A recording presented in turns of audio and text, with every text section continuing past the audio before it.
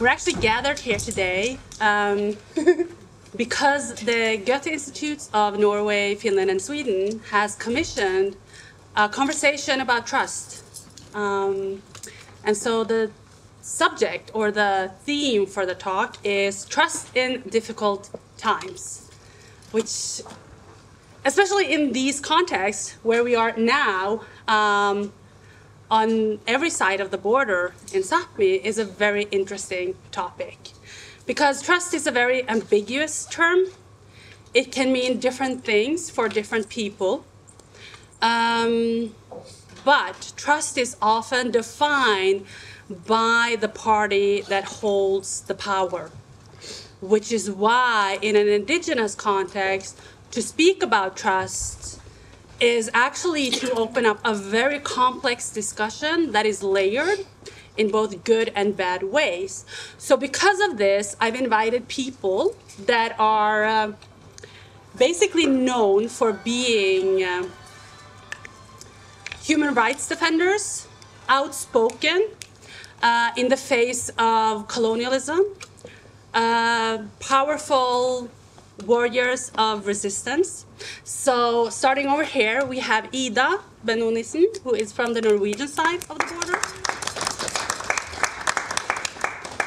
who was also incidentally one of the brave young Sámi people that managed to stop the government of Norway. Yeah,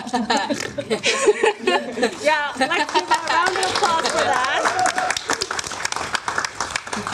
And then beside her is Emmy Norgam, who is from the Finnish side of the border. And for those who know the Finnish context, how to put it, it hasn't been quite easy to be Sámi in Finland lately. I can say that also from experience because I am actually living in Finland. And just recently, there was yet another disappointment when the Finnish people and the government clearly said that no, the Sámi people of Finland do not have the right to hold basic human rights. So we'll get a little bit more into that later on. And then beside, we have, yeah, give a big round of applause for that. And then we have Timimi Marak, who I'm sure many of you might have spotted around doing poetry the last couple of weeks. Timimi is, well, a word warrior is the first term. Also one of the bravest and most inspirational figures in my life. So I'm very glad that they could join us here, especially because Timimi has been very outspoken when it comes to breaches of human rights on several sides of the border. So not only on the Swedish side, where they are primarily based, but also on the Norwegian and other sides of the border. So a big hand of applause. And then we have the distinguished Bjeska Ninas, who is the only, the only outright politician of us. He's the only one that has the patience to actually be involved in real politics, in parliaments and that kind of stuff. The rest of us, we're just out there screaming and protesting, whereas Bjeska is actually in office trying to work from inside the system. But also when the going gets tough, Bjeska is also a person that comes on site to be part of the protests happening in the moment. So also very happy to have you here, Bjeska. Yeah, and for myself, my name is Lisa Rana Finnbog. I am mainly a scholar working on issues of colonization, decolonization, indigenization, art, material practices, and so forth. So I use... And academic rock star. I should maybe... I'm an academic rock star, so that's my role in this. Yeah, so first of all, very happy to see so many of you here. It's very good to have people engaging in the conversation with us, because it is a difficult topic. And I think I'm actually going to start with, well, not that I'll start speaking about ages, but I think I speak to the youngest one here when I straight out ask you, Ida, do you trust the national government of Norway? Absolutely, 100% not. That was firm and direct. Yeah. Yeah. I feel like as young Sámi people, we have been told our entire life that we are supposed to trust the system now, that it's fine now. In 1997, the king said sorry. I was born in 1998, so I wasn't here. And we have been, and every time we've been trying to tell people that we are being treated unfairly, they've been telling us, but the assimilation, it's over, it's done, like, we're in better times now. You can apply for money to do your art, so we're good. But I think that it has become, like after the last few weeks, it has become clear to a lot of people how dramatic it actually is. Like, we have been aware of that the government hasn't given a shit about the human rights violation that they have been doing. But then when, like 16 days ago, when we when we entered through the door of the oil and the oil and energy ministry, I don't know, you know, Oil and Energy Department, and we realized, like we were supposed to be there for a few hours, but then they did everything in their power to silence us. And we stayed there for 4 days, and then the police took us in the middle of the night. They shut the doors so that the people working there couldn't meet us when they came in for work in the morning. They tried to starve us out of there. They tried to not give us access to toilet, to medication. At this point, this protest was legal. No one has told us to move. We were doing a legal demonstration. And the way they've been trying to silence us, how long it took for anyone to say sorry or that this is actually happening. It's been, I think that even as a young Sámi person who has had problems trusting the government, in those hours where I was starving and when the conversations between us started, like, okay, are we going into a hunger strike now? Are we being forced into a hunger strike? Because we're going to do it. We're not going to leave this place. I think that moment when I was so hungry and I was so tired and I hadn't got my medication, I get emotional. Sorry, I didn't know that. I haven't cried in a week. I think that moment, I realized that they really don't give a shit about us. They don't give a shit about us. Yeah. They just want to silence us. They want to smoke us out of there. And that's really fucking painful to get, like, slapped into your freaking face when you feel so low after sleeping on the floor, after not eating, after... so I feel like there are no adults at home looking out for us. That's the feeling I've been sitting with, like, they don't give a shit about us. And actually what you're saying there, it reminds me of something that Timimi often says when we talk. And for those of you that might not be aware, so Bieska and I were co-curators at last year's Venice Biennale. So we co-curated the Sámi Pavilion. And one of the people we brought into the project was Timimi as poet in residence. And one of the things that you've said again and again is that they want our art, they don't want us. And I think this kind of reflects what Ida is saying. So maybe you want to elaborate? Me? Yes, please. Please do.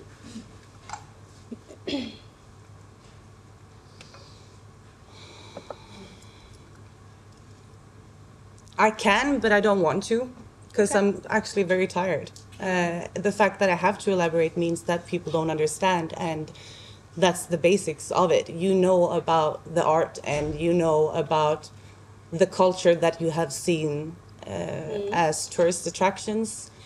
And I just a lot of time feel like, to me at least, if I'm going to focus specifically like on Scandinavian countries, people don't have belief. You're born into your religions, like Christianity, and it's all around you and it's forced upon everyone, but they don't like believe in God. Instead, you turn to art, and we create our idols and our demons in the same ways, and then we make these artists into products instead. We put them on pedestals and we follow them, and we want to go to concerts to feel something. We listen to music to feel something and consume art. We don't enjoy it, we don't share it, we don't trade it, we consume art. It's not a giving and receiving, it's a giving and taking. And if you look into like old practices, that is practiced at places today as well, where people, for the love of their God, hurt themselves to show their God's appreciation, whipping their own backs or wearing thorns around their heads or around their thighs or not eating and not enjoying stuff. I feel instead that people today are doing it as some sort of unconsensual BDSM session, where they want to get spanked and slapped in the face as, yes, I am a bad person, yes, I am white as fuck, yes, I am a colonizer, but now I have listened to Indigenous art. And now I have seen Indigenous pictures, and I've heard Indigenous stories, and I've actually been hanging out and taking selfies with Sámis, and just like, yes, tell me I'm a bad person, and feel good about themselves for feeling bad, because being the underdog is the only thing colonizers cannot colonize. It's the only thing you cannot colonize, and you do not know about our culture because you never cared about our culture. During the pandemic, people went on staycations, taking selfies with reindeers so that they got lost from their mothers. Like, reindeers actually died because tourists were taking selfies. That's where we're at. And people say, oh, good work, when they see us walking around in Oslo. But I don't see any activists going to the actual windmills trying to make a change. And you don't know about this because they don't want you to know about this. And we are actually very, very tired. And it was Anders Sunna that said that art is the only voice we have left. Because that is the only way we can package our pain in a way that you can handle it. Because all other discussions, I have to take care of your feelings of, I didn't know. And I know you didn't know, that's why I'm performing. And you said, where can I learn more? And I know that you don't know, but you don't pay us enough for our art. And institutions are fighting each other for, I'm not supposed to pay for the travels, and I'm not supposed to pay for the stays, and that makes me a product. I'm not a package.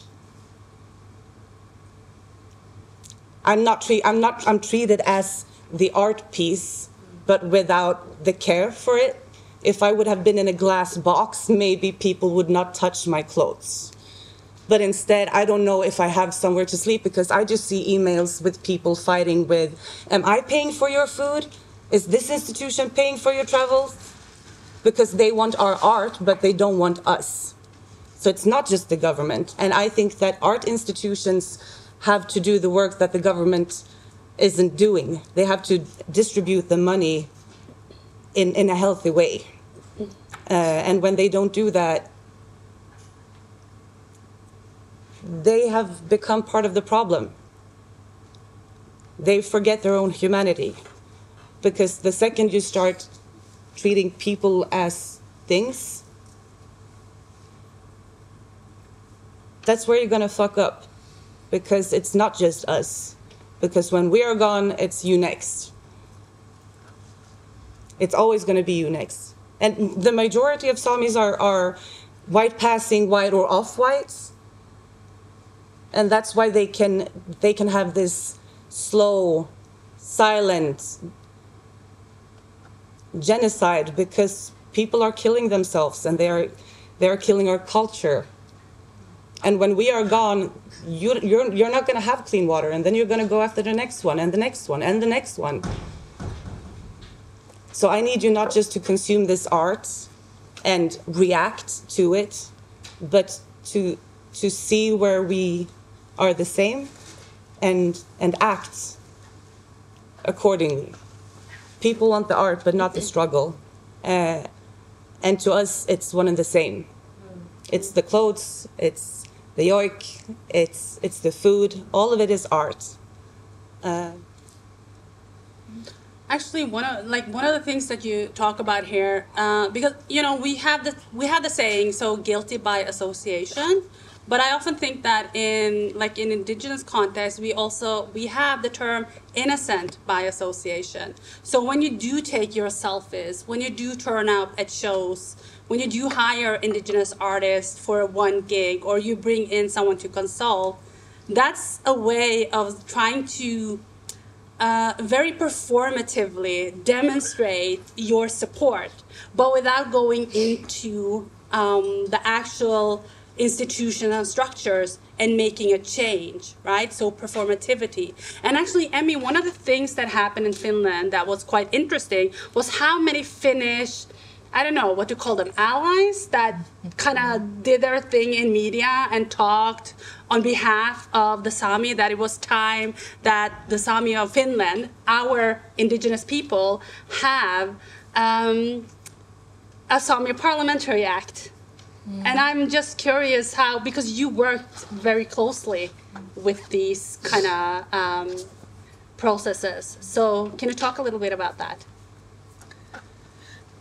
Well, yeah, yeah, I might, I can. I was wondering which one is worse, and does it even matter? The fact that Norway have made the apology, and they are like pretending that everything is okay, or we in Finland, where the state has done nothing, and there has been no apologies, there has been nothing. We have now some processes, but I don't know, we don't maybe believe there would be any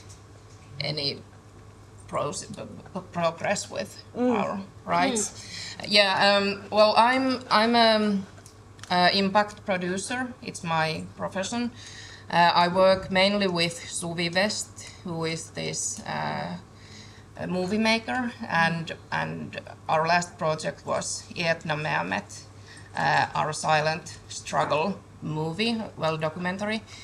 And my job is to make people to talk about the movie and the themes, and I made many school collaboration projects, and we held screenings for the politics, and we had many these peace institutes to make collaboration with. So we had like the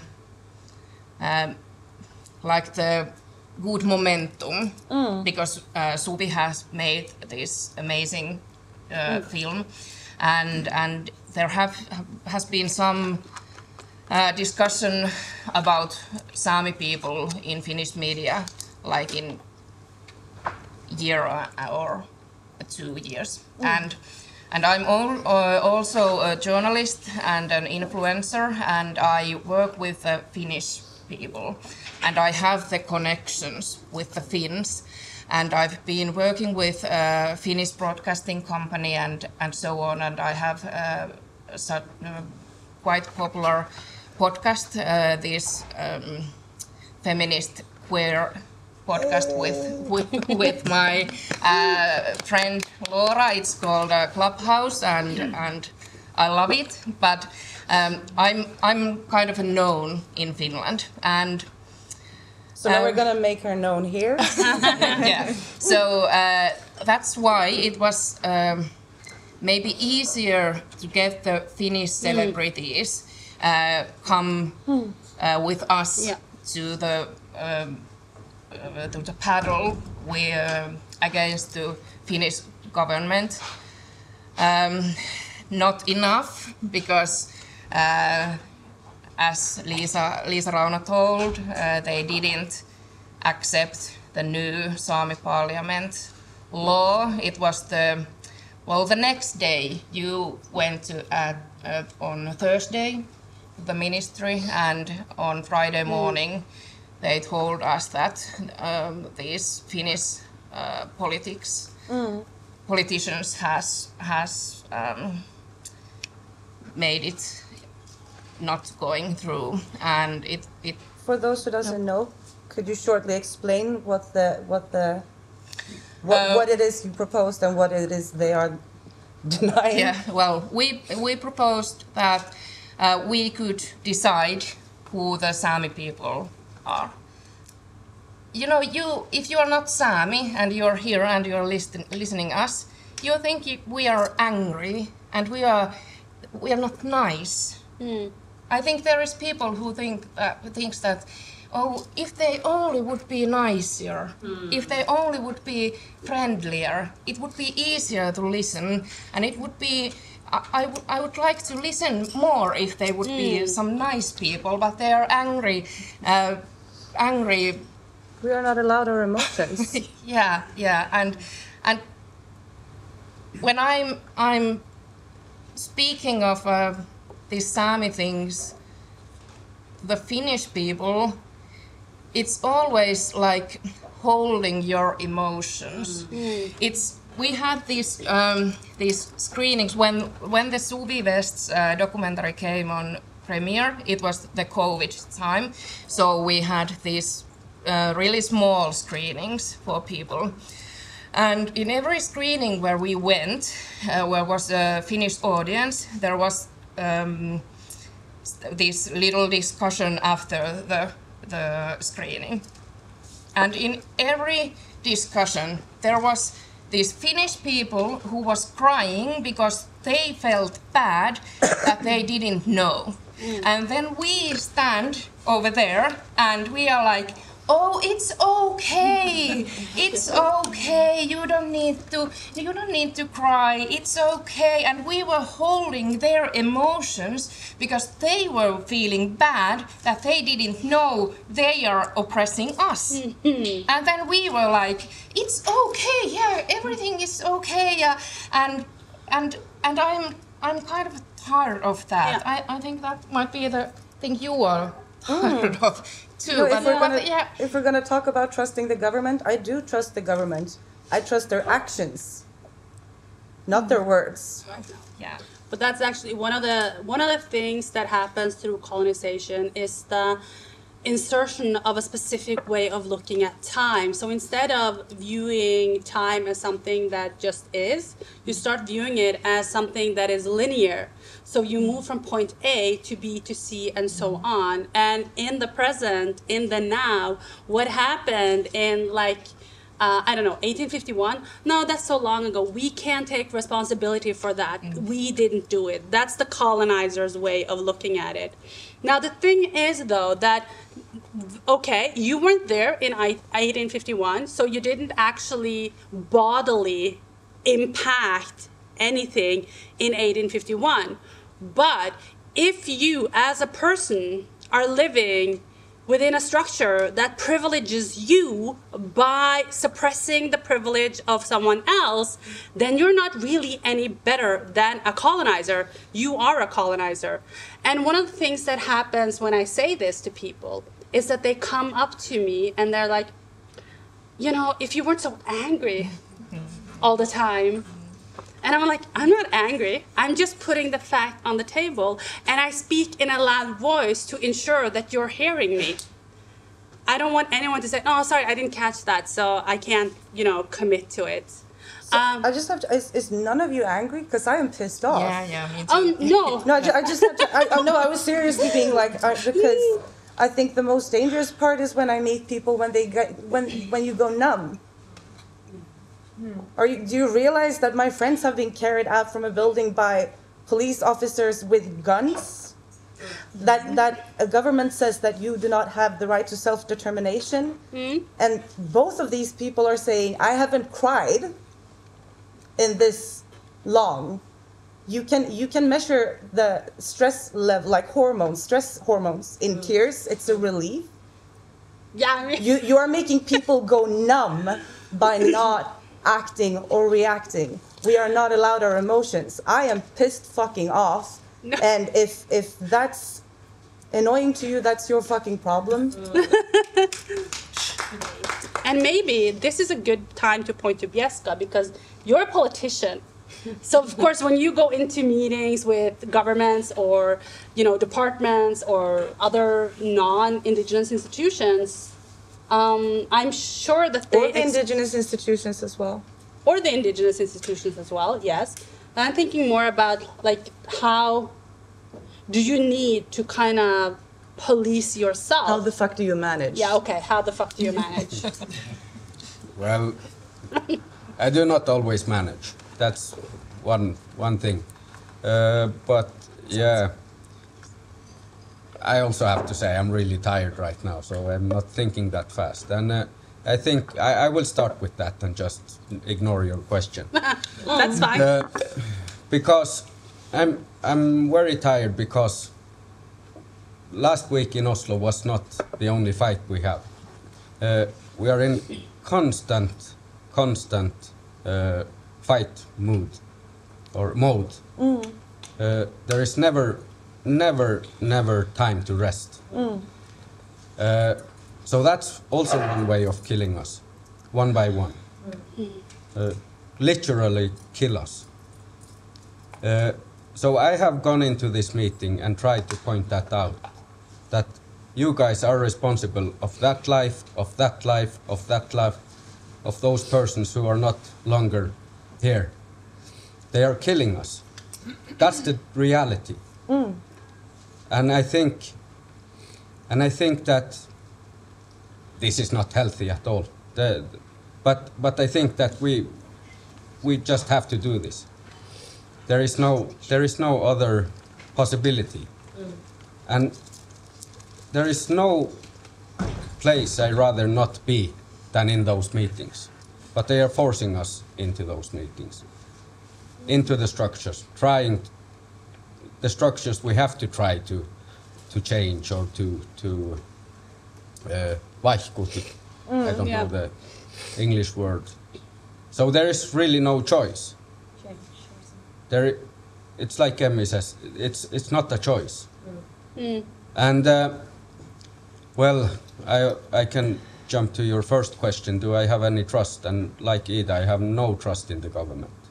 I have no trust in other than my eyes when I see those governments.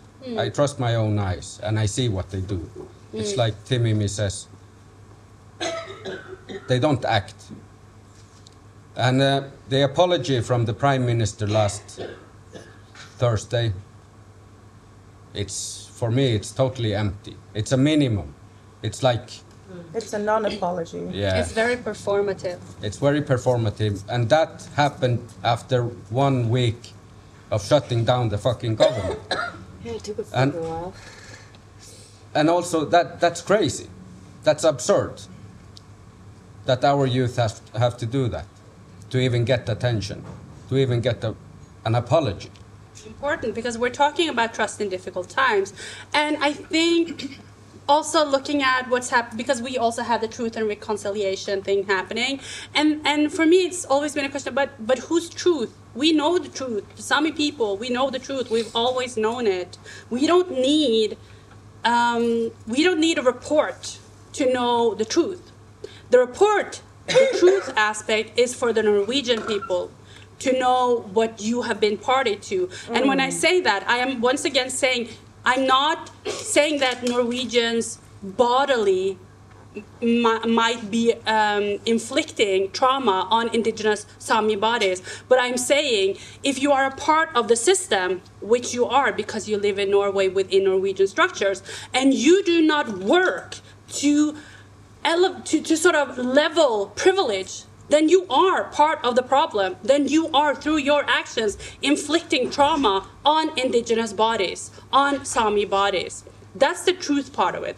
And now let's think about the reconciliation. Who's supposed to reconciliate? Are we supposed to reconciliate to the treatment that our ancestors have been exposed to, that we are living with to this day? I don't think so. I'm not sure I'm ready to reconciliate. I'm not sure I want to do that. Yeah, but I think it's so, you can just say that, yeah, I can accept your apology, but Yeah. the trust is broken. Exactly. I can accept your apology, but there will be no trust. That's something that you will have to rebuild all the time. Yeah. And face the fact that the government it's not just against Indigenous peoples, it's all the time, because all if the they're time. going to say that they don't have the capacity or the money to do this, Or the knowledge. Or the or the knowledge. knowledge, and the fact is that they are spreading untruth. Yeah. Do you realize the fact that it's not just people have been sitting outside the government and that's been intense as fuck? Then the first night I came here and we were saying, should we sleep outside? No, we should try to get some rest. Waking up to our friends being dragged out.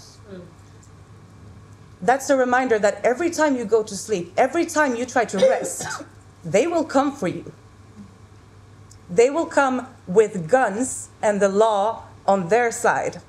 If I go to sleep, my friends are in danger. If I rest, they will be carried away. If I am not physically there, meaning that nobody in Sápmi, nobody who has a relationship with any of us is resting. And there are so many people that can relate to this struggle, but we are talking about us as a minority or just as an Indigenous people. This is queer people. This is black people. This is women in general. But then we have white feminism. We are not fighting against each other, but they are not letting us share the spotlight. And I don't want my 15 minutes of fame. I want to tear the roof down so we can all have light on us. Because when it's not us having the police after us, who's it then going to be?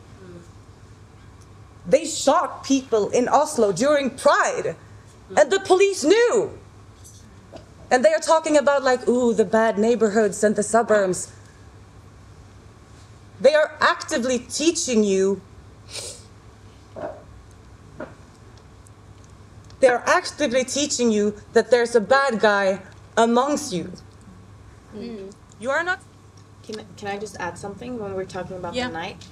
This is because like when we talk about trust and like the police and the government and everything, I think that I was like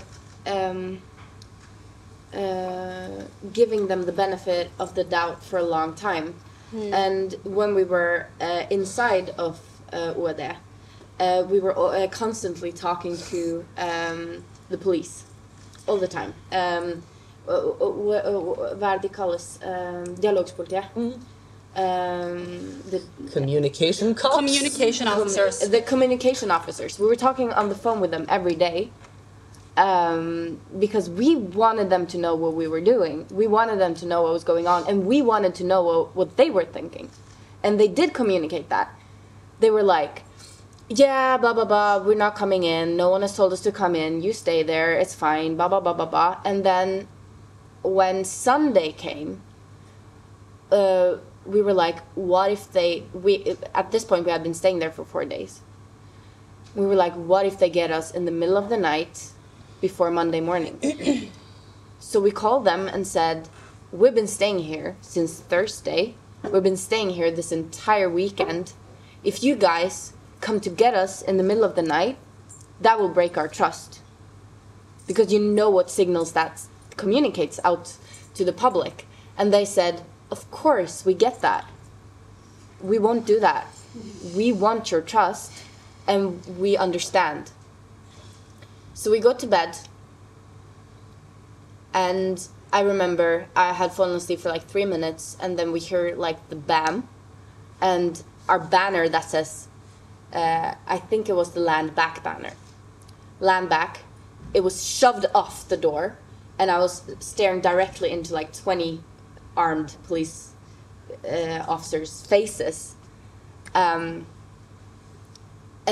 that was like such a horrible moment, not only because we were sleeping, but also because they told us they wouldn't do that. And I really, truly trusted them. I went to bed that night and I was like, I'm ready for a good night's sleep. I know they're not going to come and get us because they told us they're not. Like, and now I'm like, I was so fucking stupid because I really, truly trusted them. Because I've been like, we get told these stories that, of course, like, I don't know, like, I was so sure. But I mean, when you say I was so stupid, you're putting the responsibility on you. Yeah. And your responsibility was never, like, you trusted the police because that's what we're told to do. We're told to trust the police as the upholders of the law. They're there to protect and serve. You've been taught that your entire life. Of course you trusted them when they said that they would not come in the night. The fact that they broke that trust, that's not on you. That's not you being stupid. That's the police being fucking assholes. I know, but I still understand that you felt stupid Of because course. the government has been breaking the law for so many Of days course. now, and they have not been carried out in the middle of the night. Yes. And I know the feeling. It's embarrassing. Yeah. Yeah. It's embarrassing that I trusted them. Yeah, and I know because it has been the main feeling that I trusted to our great Sanna Marin, the Prime Minister from the heaven, and it's like, oh my God, I'm so stupid. Why I did this? Why I trusted and why I believed? It's my own fault.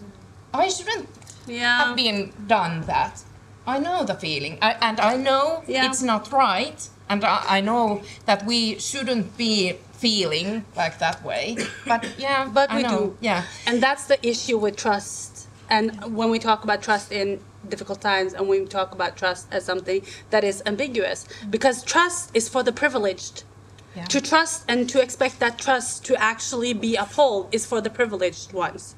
And people that are marginalized, that historically have been forced into invisibility, they don't have that privilege. And yet we're told that we're supposed to trust. And again we do. And again we see that, no, we can't. Our trust is broken. And at some point, yes, Ida. Yeah, our trust is broken. Yeah. But I just want to add that we still fucking trusted them after that because we were blocking entrances. Yeah. And then we're like, okay, we're taking this entrance now. Yeah. And then we were like, okay, we're gonna sit here and we're gonna mentally prepare for this. And people were crying and people were like really preparing for being carried away by the police. But because we were all standing there, they took the other one. Yeah. So that people wouldn't see. Yeah. And again, it's not just sitting outside. It's not just sitting outside being ridiculed by the police in front of everybody. It's the media going, juicy news, because now we can see Samis that we can tell are Samis because they are wearing their outfits, being carried away. We are trauma porn. We are becoming trauma porn over and over again. But people have been losing so much money. People have been dropping their everything. People have been, like, I didn't speak to my mom for a week. My mom had to wait for my Instagram to be updated to see if I was okay. Do you know that the police, when they arrested young Samis, forced them to strip off their traditional outfits before going in? Before being put into the glattcella. They had to take them off. They forced them to undress. Like this specific struggle with the Folsom case, but the struggle for self-determination and right to have a life as a, to be seen as a proper human being, that struggle, that's over 1,000 years old. I'm just saying. You colonized Sápmi from the 11th century onwards. I've been talking to so many other Samis who were like, I'm sorry, I didn't come there, but I didn't know how long you were going to stay for. Because people remember all of the other struggles and they see the way the politics is going. And it's not just against us. It's a storm of fascist politics all over. And if you are going to, we can have that discussion. We can absolutely have that discussion. But we are all under fascist, racist, bitch-ass, classicist governments who are putting us into boxes, making us fight amongst each other. I mean, Emmy, I think you had a comment. It's ironic that you tell us the stories about the police and the guns and so on, because there is so much disinformation about Sámi people in Finland, and one of the main narratives which the Finnish politicians, these middle-aged white men, told about us was that if they will renew the Sámi parliament law, then Sámis are going to shoot themselves, and we are going to there will be some war in a Sámi community, and they were saying that Sámis are so violent people, and they have guns, and they will shoot each other if we renew the law, and it's ironic that we don't have guns here. You didn't have guns there. But that doesn't even matter. We are being babied. Sámi people, marginalized people in general, but at this time, Sámi people, we are forced to grow up so much faster because we have to know past, present, and preferably future as well. We are not allowed to smoke or to drink or to show emotions. We have to be acting as much as adults as possible, but we are being treated as toddlers. And any emotion is a toddler tantrum to them. So I have to be like a little old man and know all of my rights and my ancestors and my history. And then I'm going to be treated like a baby saying, I cannot give you human rights because you're going to fight. And some That's not good parenting. Savages. They're like some savages who have no manners or anything like that. And then the Finnish people, they're like, okay, well, sounds legit. Okay. Well, I mean, historically, that's how colonization has been excused and legitimized, by saying that, well, we need to take charge of these people because they cannot control themselves, they cannot rule themselves. We need, white man's burden, right? White man's burden. We must rule over those that are unable to rule themselves. And those ideas are still very strong in people's mind. And that's how they continue to excuse abhorrent behavior towards marginalized groups by citing the reason for that behavior to be the lesser that these people are lesser humans. They're not able to control themselves as well.